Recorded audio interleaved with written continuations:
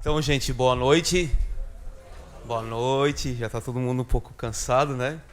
Mas eu quero primeiro, assim, parabenizar a mobilização realizada aqui na cidade de São Sebastião para esse seminário, essa atividade de hoje, porque com certeza, eu tenho certeza absoluta que hoje é um dia muito marcante diante de toda a luta social, ambiental, dos ambientalistas que estão aqui.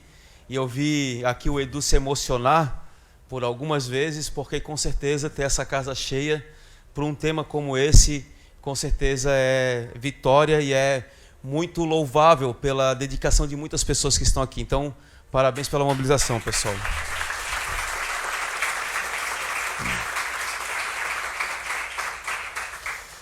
Eu quero aqui primeiro cumprimentar o presidente da casa, né, o Marcos Fulli, que tem aí se colocado, eu acredito, independente da questão da posição partidária, independente das questões que acontecem aqui dentro da Câmara, porque todo lugar onde tem diversidade partidária também tem disputas ideológicas e do campo dos projetos políticos que a gente estabelece. Mas eu quero parabenizar por abrir a casa e fazer esse trabalho junto com a Escola Técnica, de avaliar, né, com esses jovens cheios de sonhos, super bem preparados, e de avaliar a gestão de resíduos que acontece aqui dentro da casa. Porque não é fácil também abrir o lixo e se deparar com a situação que foi deparada aqui, né? E que eles colocaram com muita qualidade. Quero parabenizar e quero dizer da importância da Casa Legislativa ter essa abertura para fazer esse olhar crítico e apresentar uma solução. Isso é o primeiro passo, é um grande momento. Eu quero parabenizar aqui o presidente e estender esse parabéns. Estender todos os vereadores que compõem essa casa por estar dando esse passo. E com certeza, né, o Edu colocou, ter os copos aqui de vidro e ter a senhora, qual é o nome dela que entrega água? A senhora Cíntia entregando a água, falando, pô, a gente agora está trazendo água aqui na jarra. Com certeza é um grande passo, porque é um processo de aprendizagem. E se não fosse provocado, a gente não estaria dando esse passo. Então, parabenizar. Quero estender também, assim, agradecer muito a Tati, que é essa guerreira que está aí fazendo esse trabalho, se dedicando, né? E é resultado de muito trabalho voluntário, gente. Que muita gente trabalhando sem ganhar um centavo, porque acredita que as coisas podem melhorar. E que a vida das pessoas vai melhorar, e que o meio ambiente vai melhorar, e que a qualidade de vida vai melhorar. Então eu quero parabenizar ela, o Edu, que é esse lutador aqui da cidade, uma grande referência. Quero também aqui falar da Cissa e da Joyce, que eu conheci em 2016 e que tem aí um trabalho histórico, né, na questão ambiental. E para todos que têm essa atuação. Eu acredito muito assim que a Casa Legislativa pode fazer um grande golaço se pensar em homenagear em memória, né, essas duas grandes guerreiras, que foi a Patrícia Blaud e também a Georgeta, pelo histórico. E a Dani que está aqui, desculpa. E eu acredito que a homenagem da Casa Legislativa pode ser um grande passo significativo. Eu acho que vocês, enquanto legisladores, podem homenagear num centro de educação ambiental, nomeando, podem homenagear a partir de uma escola ambiental, podem homenagear a partir de uma unidade de conservação, e que mantenha essa memória desses lutadores e lutadoras, porque não é fácil ser ambientalista no Brasil hoje, não é fácil. O que a gente recebe de crítica, hoje é um país que mais persegue e que mais violenta ambientalistas no mundo. Então eu quero dizer que a casa pode homenageá-las com o nome de uma unidade de conservação, de uma escola, de um centro de educação ambiental, de um centro da reciclagem, né? Então, garantir essa memória é fundamental. Um povo que tem memória, com certeza, é um povo próspero, né? Então, gente, quero aqui, antes de falar, acho que eu vou colocar. Eu passo aqui mesmo? Não? Posso? Pode colocar na primeira lá, por favor. Aí. Gente, hoje eu sou engenheiro agrônomo de formação. Eu trabalhei eu fiz agronomia. Quando eu fiz agronomia, eu conheci o professor Rick Miller, que é o professor que desenvolveu esse método UFSC, que foi colocado aqui pelo Vitor, né? Na agronomia, a gente tinha um pátio de compostagem que fazia a gestão dos resíduos orgânicos de podas, do restaurante universitário, dos bares, lanchonetes, de um campus que atendia aproximadamente 35 mil pessoas, né, entre os estudantes e os professores e toda a comunidade do campus. E ali a gente fazia como se fosse uma cidade, 35 mil pessoas fazendo a gestão dos resíduos orgânicos e que formou muita gente, né? O professor Rick Miller trabalhou com compostagem, iniciou em 92 no campus e ele formou muita gente e formou a cidade. A cidade de Florianópolis é uma cidade que entende que compostagem de resíduo sólido orgânico urbano é algo bom, não é um problema, não traz mau cheiro, não é algo que a gente não quer perto da gente. Então isso faz toda a diferença, construir uma cultura, né? Então eu sou resultado dessa cultura, também trabalhei no CEPAGRO como engenheiro agrônomo por 10 anos, atuamos em vários programas de promoção da agroecologia e a compostagem é a base para um programa de agricultura urbana, de agroecologia, de recuperação de área degradada, de restauração de áreas.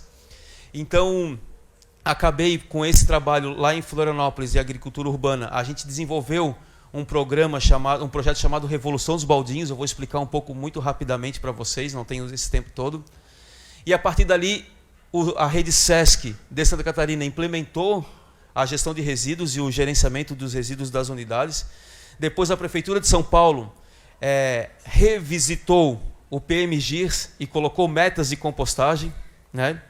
E nessas metas de compostagem, que é uma luta também social, do movimento social, de lideranças políticas que engajaram-se nesse propósito de colocar metas para a compostagem e de não mandar resíduo orgânico das feiras livres e das podas para o aterro sanitário. E aí eles chamaram a gente do CEPAGRO, eu fui responsável técnico 2 anos do projeto piloto que aconteceu lá na Lapa e que deu origem a esses 5 projetos. E depois eu fui eleito em 2016 lá em Florianópolis e acabei saindo do CEPAGRO, me dedicando exclusivamente. Na eleição, a gente acabou construindo por mais de um ano com as bases sociais, com a universidade, com os grupos organizados, com os movimentos sociais que apoiam a compostagem, um projeto de lei, uma lei municipal da compostagem, né? E aí eu quero só que volte a primeira lá. A Tati está com pressa, né, Tati? Não, é que está passando sozinho? Não, né? Então tá. Eu quero apresentar para vocês a nossa lei, que é a Lei 10.501 de 2019, que é uma lei que instituiu a obrigatoriedade da reciclagem dos resíduos orgânicos no município de Florianópolis. A lei ela tramitou na casa, teve audiências e reuniões com mais de 100 pessoas no plenarinho, que teve um debate profundo, as pessoas foram de vereador em vereador, nós somos 23 vereadores lá na capital catarinense, e a lei foi aprovada por um voto contra no plenário. Só que a lei apresentava a obrigatoriedade já no ano seguinte, certo? O prefeito recebeu essa lei e ele vetou a lei, tirando a obrigatoriedade, que é o centro da lei. E aí o que aconteceu? A lei voltou para a Câmara, eu fui oposição, o primeiro mandato e o segundo mandato, a lei voltou sendo oposição, quem é aqui do plenário sabe o que significa. A gente costurou, junto com os vereadores, em conjunto com a sociedade civil, com a universidade, costuramos uma emenda na lei, derrubando o veto e apresentando uma emenda garantindo que a lei fosse realizada, a obrigatoriedade dela gradativamente até 2030. Isso com muito diálogo e com muita conversa e com muita capacidade da sociedade de Florianópolis entender a importância dessa lei, né? E essa lei ela apresenta uma coisa muito interessante, que é garantir que o poder público deixe de enviar os resíduos sólidos orgânicos urbanos para o aterro sanitário de forma gradativa, com percentuais anuais, até 2030. Como fazer isso? Aí a gente pode passar lá, Tati. Ela demonstrando, primeiro, que isso já está garantido na legislação federal. A lei federal que institui a Política Nacional de Resíduos Sólidos, gente, tem que ser muito observada pelos legisladores. Porque ela, primeiro, é uma lei pró-catador, é uma lei que beneficia o catador, que ele tem prioridade para conveniar, para contratar com o município. A cooperativa Associação de Catador tem prioridade sobre um contrato, por exemplo, de coleta de resíduos, sobre um contrato de destino final e tratamento. Então, é prioridade, vocês podem ficar tranquilos com o Tribunal de Contas em relação a isso. Segundo, ela fala que a gente tem que pensar em acabar com os lixões, ampliar os aterros sanitários, mas mais do que isso, ampliar a reciclagem dos resíduos, ampliar a compostagem ou o tratamento dos resíduos orgânicos e enviar no máximo 30% para os aterros sanitários. Essa é uma visão.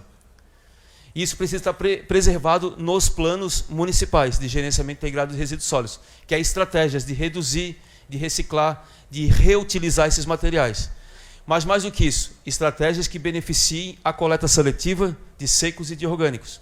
Isso está colocado lá. Segundo, resíduo orgânico, gente, assim como o nosso corpo, ele é 70% água. 70% dos resíduos orgânicos, que é podas de árvore, roçada de jardinagem, restos alimentares, cascas de frutas e verduras, resíduos orgânicos de animais domésticos, muitas vezes, que podem ser englobados como resíduos orgânicos. Todos esses materiais, eles são 70% água. E a gente está transportando, não sei quantos quilômetros anda aqui, mas lá em Florianópolis o resíduo pode chegar a ser transportado por 80 quilômetros até chegar no aterro sanitário. Aqui mais de 100, né? Então, faz sentido a gente ter uma casca de banana aqui e ela ter que andar 100 quilômetros e pouco para ser enterrada? Não faz sentido nenhum e transformar em nada. Pior do que transformar em nada. O aterro sanitário, ele é um produtor de gases de efeito estufa, tá? E o maior custo do aterro sanitário, da tecnologia aterro sanitário, o maior custo dessa tecnologia é ter que tratar o chorume, ou o líquido que é produzido naquele aterro.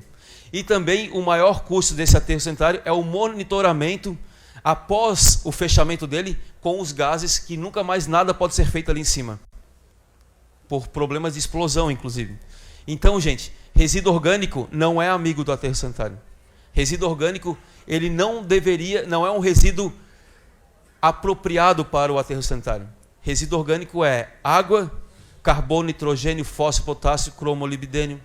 Então ele é água e micro e macronutrientes, que deveria voltar para esse ciclo da água e dos micro e macronutrientes. E a compostagem faz isso. Ela evapora essa água, parte dela, outra parte é percolada e é coletada como composto orgânico, e o composto, aquela terra preta, que nada mais tem cheiro de resíduo ou aspecto de resíduo, ele é a capa ou a pele da terra, que é a matéria orgânica que tem no solo. Então, o resíduo orgânico não é um amigo do aterro. E o terceiro ponto que nós utilizamos é que a gente, em Florianópolis, a gente tem um contrato hoje com uma empresa para coletar em 2 regiões, e a própria prefeitura, através da CONCAP, que é uma autarquia municipal, ela coleta em outras 3 regiões. E todas essas regiões são levadas para um centro de transbordo. Desse centro de transbordo, para transportar e enterrar, a gente hoje paga, ali está defasado, mas a gente paga mais de R$ 165 por tonelada, só para fazer esse transporte e enterrar. Tá? O custo de coleta está aproximadamente em torno hoje de R$ 300 por tonelada, a média. Então, a gente enterra hoje 43 milhões de reais por ano. Foi a previsão da lei orçamentária do ano passado para ser aplicada nesse ano. E já diminuiu um pouco por conta da política e da lei que está sendo implementada aos poucos. Então, eu quero dizer que a limpeza urbana, que associa toda a manutenção, a coleta, o transporte, o tratamento, o destino final, hoje está sempre entre os principais gastos da municipalidade. A gente conversava um pouco sabendo qual que é o 1/10 da Câmara, comparado com os 35 milhões, né? A gente percebe que é um dos principais gastos públicos que pode ser transferido para a geração de trabalho, emprego e renda. E esse dinheiro ficar aqui, do que esse dinheiro ir para um conglomerado empresarial que nunca mais volta para a cidade. Então esse foi o terceiro argumento. Lei federal, o aterro sanitário não é um aterro que está apto para receber o resíduo orgânico. E o terceiro é que, com a atividade da compostagem descentralizada, a gente transfere esse recurso que é enviado para um único conglomerado empresarial e esse dinheiro circula na cidade. E por fim, o quarto argumento, que foi, tirando o resíduo orgânico, o que sobra? Quando a gente não manda, quando a gente tem nossa compostagem em casa, nossa composteira, o que sobra no nosso lixo? O reciclável e o rejeito. Pode perguntar pro... Eu anotei teu nome aqui para não esquecer. Pro Igor. Grande Igor, deu uma palestra excelente aqui. O Igor falou, o que chega de matéria orgânica misturada com o reciclável, não tá... Se a gente tem um processo de compostagem, o reciclável não vai mais com resíduo orgânico, porque tu educa a comunidade, o bairro, a família, para não mandar mais aquele material. Com certeza ele prefere receber reciclável com rejeito do que receber reciclável com orgânico, lá na cooperativa. E com certeza não tem como trabalhar a reciclagem dos orgânicos sem trabalhar a valorização dos catadores e catadoras e dos galpões de triagem e valorização dos recicláveis secos. Então, gente, com certeza esses dois carros têm que andar junto nessa estrada. E eu acho que é somente com o Plano Municipal de Gerenciamento Integrado de Resíduos Sólidos que pense nessa lógica de gradativamente ir aumentando a reciclagem de secos e a compostagem e progressivamente diminuir o envio para o aterro sanitário, que a gente consegue encontrar esse caminho. Vai levar, não é de um dia para o outro, não é de um ano para o outro, ele pode levar 5, 10, 15, 20 anos. Mas se tem um plano estratégico definido, que é o que vocês têm a oportunidade de fazer hoje, ele vai definir o contrato com a empresa. A empresa deveria receber, não para enterrar, na verdade ela deveria ser beneficiada por aquilo que ela deixa de enterrar, mas sim por aquilo que vai reciclado. Então a lógica dos contratos é um problema. E lá em Santa Catarina, eu vou falar um pouco depois, tanto é que a gente apresentou uma lei estadual agora, nós estamos com um problemaço. Tem 15 prefeitos presos hoje, por causa de contrato com aterro sanitário. 15. É o maior escândalo de corrupção de Santa Catarina. E eu vou falar depois um pouco sobre isso. Tá? É verdade, gente. Então, a compostagem é esse processo. Todo mundo se oriçou aí, né? A compostagem é esse processo, tá? Não tem magia. E esse modelo que a gente falou de leira estática, que está funcionando lá do lado de escolas, do lado de centros, né, funcionando em São Paulo, ele é um modelo muito próximo de um modelo tropical, de um modelo indiano, que durou mais de 5.000 anos, uma sociedade acostumada a fazer a ciclagem de nutrientes para poder retornar para a agricultura.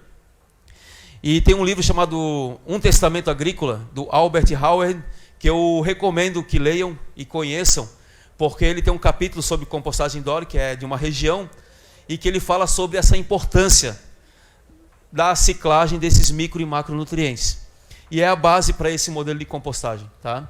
E esse modelo de compostagem ele pode ser feito em pequena escala, num bairro. A gente pode ter um pequeno pátio de compostagem num bairro, a gente pode ter um pátio de compostagem numa região, a gente pode ter um pátio de compostagem central, as unidades escolares podem ter compostagem, as residências podem ter compostagem, e a lei municipal que nós aprovamos, ela fala isso. Pessoal, boa noite. O projeto vai ter sucesso quando as pessoas estiverem fazendo compostagem doméstica e estiver passando na frente da casa dela uma coleta seletiva de orgânicos. Ou ela poder levar para uma escola, ou ela poder levar para um ponto de entrega voluntário resíduo orgânico. Então o ponto de entrega voluntário, a compostagem doméstica, a coleta seletiva de orgânicos, ela coexiste. Não é uma coisa ou outra. É dentro da mesma estratégia. E também a gente sempre recomendou de iniciar um processo com as pessoas que estão mais dispostas, né? Então incentivar a compostagem doméstica, incentivar a compostagem nas escolas e começar a coletar o que tem mais interesse nosso, que é um pouco do que as cidades vizinhas aqui, tem uma cidade vizinha que já faz, né? Que é as podas serem trituradas. Aqui também tem, né? As podas serem trituradas. Gente, para quem faz compostagem, tu vê poda picada é um sonho, é um delírio, sabe? Porque é tudo que a gente precisa. Às vezes tem gente que erra na compostagem porque não tem a matéria seca suficiente para aquela mistura. Daí começa a ficar empapuçado, começa aquela larva meio peludinha, que é de uma mosca bem nojenta, sabe? E aí começa a dar problema. Já tem um cheiro de putrificação, assim, diferente do cheiro adocicado que a compostagem normalmente pode ter, né? Então, poda picada é o segredo da compostagem. Ou serragem, né? Mas aí serragem é algo mais luxuoso, assim. Mas poda picada é o segredo. E palha. Quanta área de grama a gente viu sendo agora cortada aqui na rodovia que a gente desceu? Né? Quanta poda acontece nesses espaços? Então, esses materiais são a base para uma compostagem. E aí na lei a gente aponta, olha, vamos primeiro tratar o material de poda e de roçada, porque já é quase 30% de todo o material orgânico da cidade. E vamos começar incentivando a compostagem doméstica. Boa noite a todos. Incentivando a compostagem dos grandes geradores, que são restaurantes, supermercados, feirantes, né? E também começar a implementar modelos comunitários, que é muito inspirado, pode passar, que é muito inspirado no projeto Revolução dos Baldinhos, que é esse projeto que iniciou lá em 2008. E olha, gente, um projeto de compostagem, a moçada ali, eu acho que eles devem ter pesquisado, né? Porque eu vi que apresentaram ali. Então, um projeto de compostagem que iniciou, sabe por quê? Porque tinha rato. É sempre o contrário, né? Pô, compostagem, puta, vai dar rato, vai dar mosca, vai dar barata. E aí, uma comunidade que tinha uma infestação de rato, que morreu gente por leptospirose, que tinha indicadores no posto de saúde. O médico era um cara sensacional, o Renato, um médico sanitarista, foi lá e mostrou a vida, o ciclo de vida do rato. Precisa de lugar úmido, escuro e comida para prosperar e reproduzir sua família. Aí uma das meninas que trabalhava com a gente já no programa de agricultura urbana, que fazia compostagem, falou, beleza, então a gente viu que aqui na escola já diminuiu muito o rato, porque todo o resíduo orgânico não vai mais para a rua. E por que tinha rato naquela comunidade?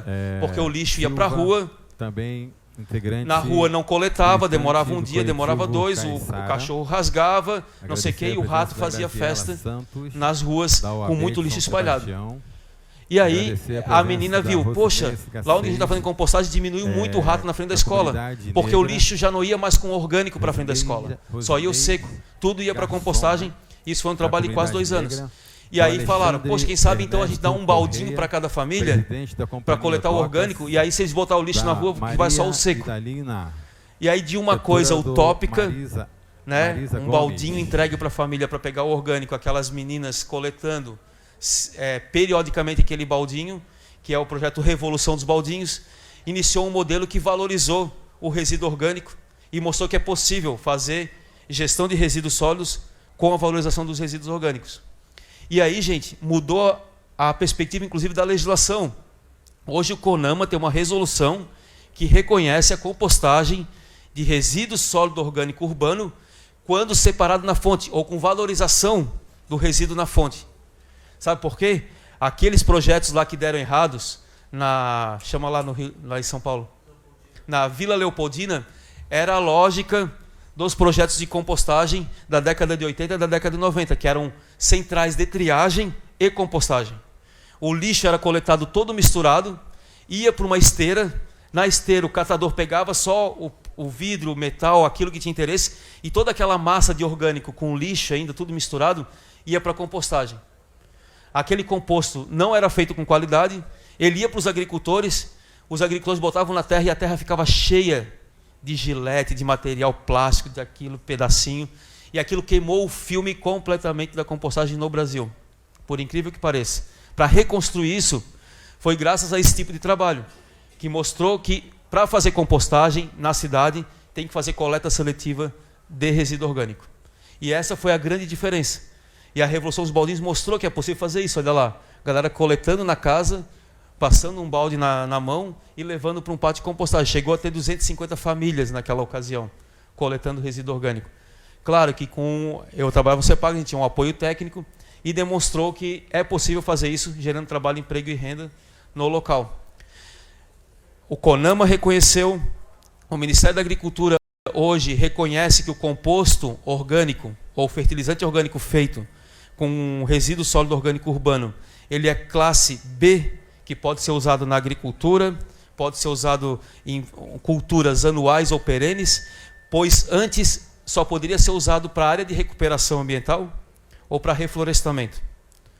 E não podia ser usado para as culturas anuais, que é, no caso, hortaliça, milho e assim por diante. Então é uma grande mudança. Depois, aqui no estado de São Paulo, reconheceram que aquele trabalho feito lá na cidade de São Paulo, é uma atividade de baixo impacto ambiental. E o órgão ambiental reconheceu, através de muita luta, muitas entidades envolvidas, lideranças políticas, e hoje nós temos um arcabouço legal falando que compostagem é uma atividade de baixo impacto ambiental, importantíssima para a atividade, e ela, quando tiver a separação na origem. Por isso que o PMGIS e vocês têm que pensar no básico que foi colocado pelo Vitor, pelo menos em 3 frações. Pelo menos em 3 frações, né? Então, coloco isso porque isso é muito importante da perspectiva legislativa, né? Pode passar para o próximo. Então, esse aqui eu já falei um pouco, tá? Da importância de ter. E vocês demonstraram aqui na Câmara que só se tem um planejamento ou um plano se tu tiver um diagnóstico. E o diagnóstico é a análise gravimétrica, que foi feita aqui. A partir do diagnóstico, a partir do que tu tens de realidade, apresenta uma proposta de mudança de forma fracionada ou progressiva. Pode passar. E aí a lei, depois daquele rolo todo que eu falei para vocês, que a lei foi aprovada, vai para o prefeito veta, volta para a Câmara, a gente faz uma articulação, a lei é aprovada com essa emenda que garante as metas anuais até 2030. Tá? Hoje, Florianópolis avançou nesse processo, criou um mecanismo que é o pagamento por serviço de compostagem, tá? Que é pagar aquele mesmo valor que paga para o aterro, paga para as iniciativas de compostagem, que é R$160. Tá? Tem um debate sobre isso. A operação de um aterro, ela não se compara à operação de um pátio de compostagem. Tá? Então, o pagamento por serviço de compostagem deveria ser regrado pelo custo daquele serviço, e não comparado ao aterro, porque tem um custo muito maior. Mas já é um mecanismo, gente, já é um passo, né? Eu reconheço como passo e elogio por esse passo. Eu também venho com a concepção do pagamento por serviço ambiental urbano, que daí eu acho que a deputada Marina Elô, a gente tem conversado um pouco sobre isso, sobre a forma de pagamento por serviço ambiental, que pode ser uma forma para pagar essas pessoas pelo serviço ambiental que está prestando, de não mandar resíduo orgânico para o aterro. Mas Florianópolis hoje tem programas de coleta seletiva de orgânicos em áreas altamente adensadas, que são bairros que têm muita verticalidade, coleta em grandes geradores e modelos de gestão comunitária acontecendo. Não chegou nas metas, não alcançou as metas da lei, mas já é um grande passo. Eu, particularmente, quero dizer que essas metas são bem ousadas, porque a máquina pública ela demora, a estrutura demora para reconhecer outros mecanismos e, de repente, a gente pode ter metas um pouco mais conservadoras, vamos chamar assim, um pouco mais brandas para se iniciar o processo. Mas já é um grande passo. Pode passar, Tati, por favor. Aí. E aí a gente apresentou agora, há poucos dias, a lei da compostagem em âmbito estadual. Então, como deputado estadual, eu não posso legislar sobre um instrumento que é do município. O serviço de limpeza urbana é responsabilidade do município. Tá? E ele é regrado por um contrato de prestação de serviço, que deveria ser regrado por um plano de metas. Né? Então, acho que vocês têm a oportunidade na mão, porque vocês podem refazer ou reconstituir o contrato que vocês têm com a empresa a partir de um plano estratégico com metas definidas. E isso, para o Tribunal de Contas, isso para a lisura, para os princípios da administração pública, ele é importantíssimo. E pode ser um grande ganho, uma grande referência que a Câmara daqui pode dar para toda a região. E aí a gente apresentou o projeto de lei, que quem quiser acompanhar na tramitação lá na Assembleia Legislativa de Santa Catarina, é o projeto de lei de número 153 de 2023.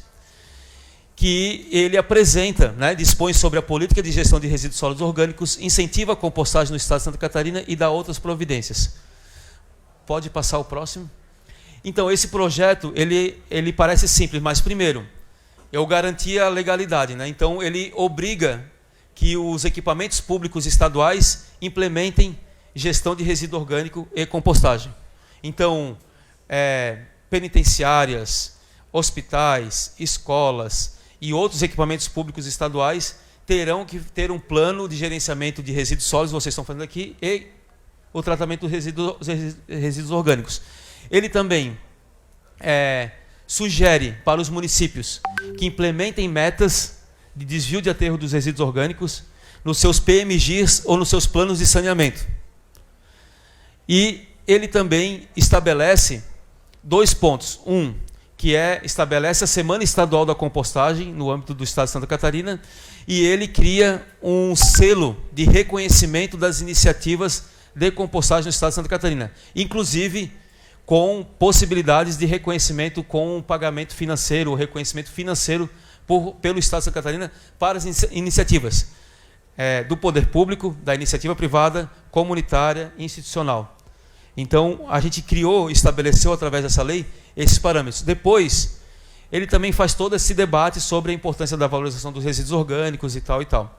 E essa lei, ela foi apresentada ao Ministério Público do Estado, que é quem está fazendo toda a sindicância sobre os 15 prefeitos presos por conta de contratos com o aterro sanitário. Não é brincadeira o que está acontecendo lá. E também junto com o Tribunal de Contas, na perspectiva de motivar os municípios que pensem e mudem a lógica. Ao invés de a gente estar pagando cada vez mais para enterrar, e o interesse do aterro é ter mais resíduo, quanto mais lixo, melhor para eles, a gente mudar a lógica, que é, quanto mais o resíduo for ficar no município, e no município gerando trabalho, emprego e renda, mais adequada e mais próspera é essa gestão de resíduos. Então essa foi uma lei que a gente está construindo junto com os outros órgãos de controle, na perspectiva de também sanar uma grande crise que o Estado de Santa Catarina hoje vive. E a gente pode trabalhar com isso, porque a gente tem paixão pela compostagem, a gente conhece tecnicamente, legislativamente, e também consegue instrumentalizar os municípios. E agora a Escola do Legislativo vai oferecer uns seminários, 12 seminários regionais sobre gestão de resíduos e compostagem, para a gente começar a fazer esse debate sobre as iniciativas do Estado de Santa Catarina, né? Pode passar.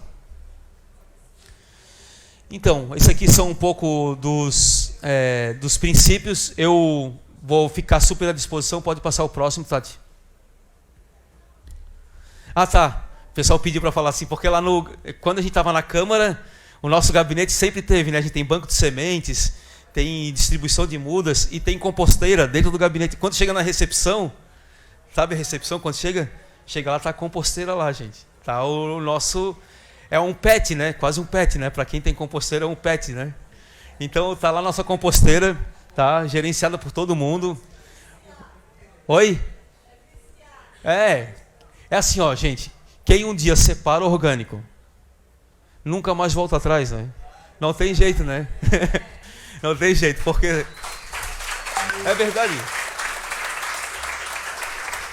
Ó, quando os vereadores começarem a ter o baldinho em casa para separar o orgânico, duvida ele botar uma casca num lixo todo misturado. Vai ficar sem jeito, pode ter certeza. Então, não faz sentido nenhum. Então, lá na resto de marmita, tem umas embalagens agora compostáveis muito legais, tá ampliando esse processo, né? E aí a gente tem sempre um saco de serragem e trabalha ali. Tem composto é distribuído. E tem muitas iniciativas legais acontecendo. Então eu quis trazer porque é possível colocar. Aí a galera da escola técnica vai incentivar, vai ter uma leira de compostagem aqui, né? Vai ter uma composteira. Vocês vão instalar aqui na Câmara, né? Vai?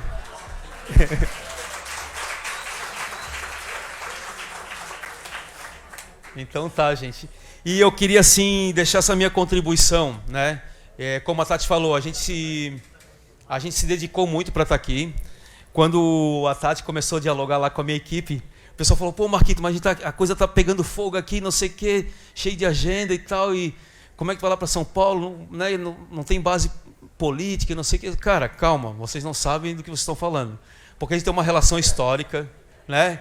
Né, Edu? A gente tem uma relação histórica. Sim. Daí eu falei para a minha equipe, eu falei para o chefe de gabinete, não, deixa comigo. Você não sabe, a gente tem uma relação histórica. Eu acho que o momento é muito oportuno, quando a Câmara abre essa oportunidade, quando tem um debate, quando tem um contrato, quando tem uma cooperativa histórica passando essa necessidade que está passando, quando tem outros companheiros do campo político, partidário também envolvido, como a Marina Elô, quando tem instituições aqui que foram trazidas. Olha a oportunidade que a cidade de São Sebastião, a Câmara tem, de apresentar uma proposta realmente sólida nessa vez. Olha quantas entidades com capacidade, né?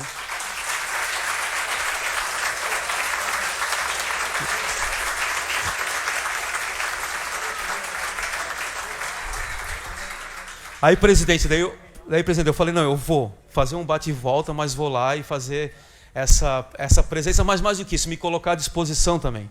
Esse acúmulo legislativo, né?